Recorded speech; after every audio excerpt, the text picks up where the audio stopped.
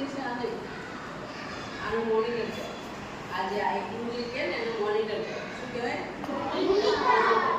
પછી આ જે આ ખોખા જેવું તમને દેખાય ને એનું સીપીયુ કહેવાય. શું કહેવાય? સીપીયુ. પછી આ જે આવું છે કી વાળું, ચાવી વાળું, આને કીબોર્ડ. શું કહેવાય? કીબોર્ડ. અને આ છે આને માઉસ કહેવાય. આ બધા ભાગ ભેગા થાય એટલે આખું કમ્પ્યુટર બને. શું બને? આખું કમ્પ્યુટર બને. આ એકલું આ મોનિટર હોય તો કમ્પ્યુટર કહેવાય નહીં, તો આને એલસીડી કહેવાય. શું કહેવાય? LCD. CPU, monitor, keyboard, mouse આ બધું ભેગું થાય એટલે આખું કમ્પ્યુટર બને. શું બને? બને. તો આજે હું તમને પેઇન્ટ કમ્પ્યુટરમાં પહેલાં તો કોમ્પ્યુટર કેવી રીતે ચાલુ કરવાનું એ તમને શીખવાડીશ. બરાબર? પાછળથી અંકિત બે સ્વિચો બંધ કરી દઉં. તમને ચાલુ કરતાં પહેલાં શીખવાડું. પાછળ ચાલુ હશે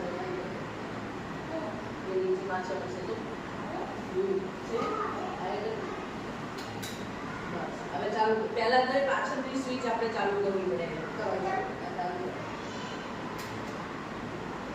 ચાલુ કરવા માટે શું શું કરવાનું એ પહેલા બે સ્વિચો પાડી હવે પછી શું કરવાનું?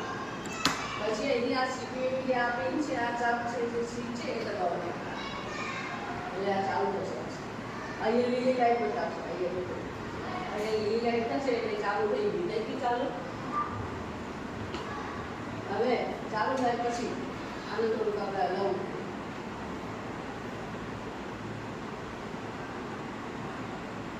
આ રીતનું આવી જાય આવું આખું બધું. પછી અહીંયા ચાર ખાના જેવું દેખાય, સ્ટાર્ટ લખેલું આવેલું એના પર એ સ્ટાર્ટ લખેલું દેખાશે. સ્ટાર્ટ ઉપર આપણે આ માઉસની આ જે સ્વિચ છે આ બાજુ એ ત્યાં ઊંચા નો થાવને એરો લઈએ અને પછી એ બેન ના પડ સ્ટાર્ટ કરો. હેઠા અમને હેઠા સ્ટાર્ટ કર્યા પછી તું ઊભો રહી જા.